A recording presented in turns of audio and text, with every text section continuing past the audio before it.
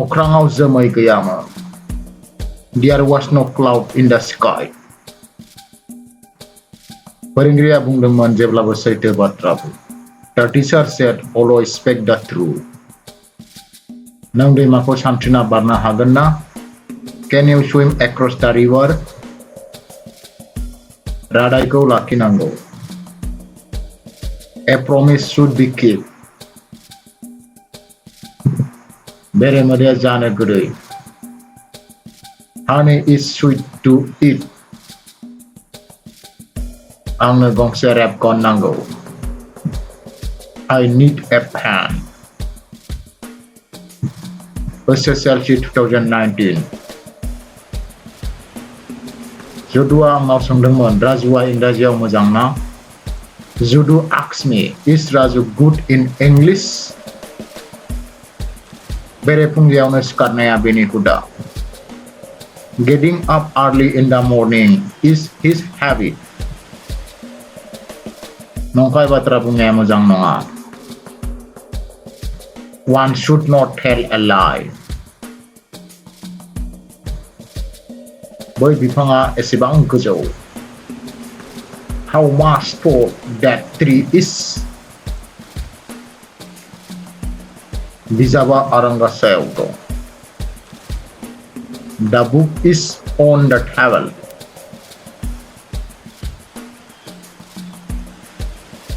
मिनाया जेरैबायदि सोलो गोनां लीलायाबो बेबादिनो. Leela is as intelligent as Mina. अखाफोरा हरावसो सोरां होयो. The moon gives light at night.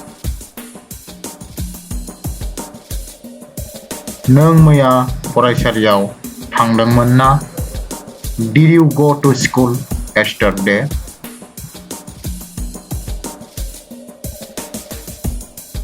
बियो बिबौखौ जोबोद मोजां मोनो. He loved his grandfather too much. रितुआ बुंदोंमोन बियो मा एसे समायना मुसुखा. Ritu said, what a beautiful toy it is.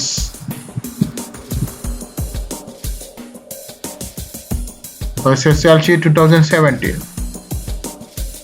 बुहुमा दुलुर दालार. The earth is round.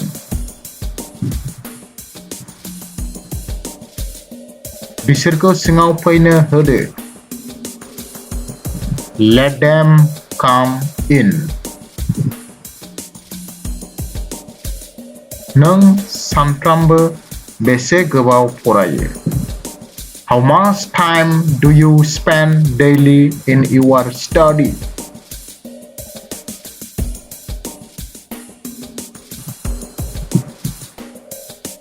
दिनै हराव अखा हानो हागौ. It may be rain tonight.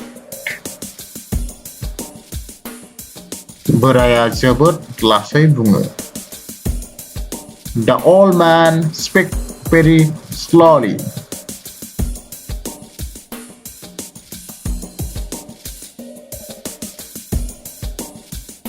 बे बिजाबा आंनि आरो बैयो नोंनि.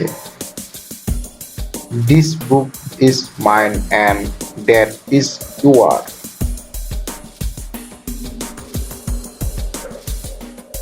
सनाया रोखोमसे बेसेन गोसा धातु. Gold is a valuable metal.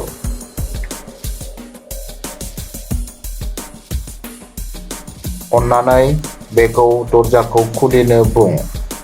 Please tell him to open the door.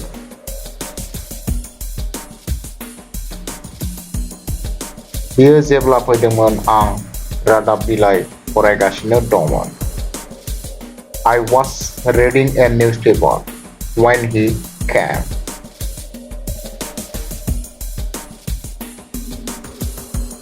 लामा बारनाय समाव सांग्रां जा. Be careful while cross the road.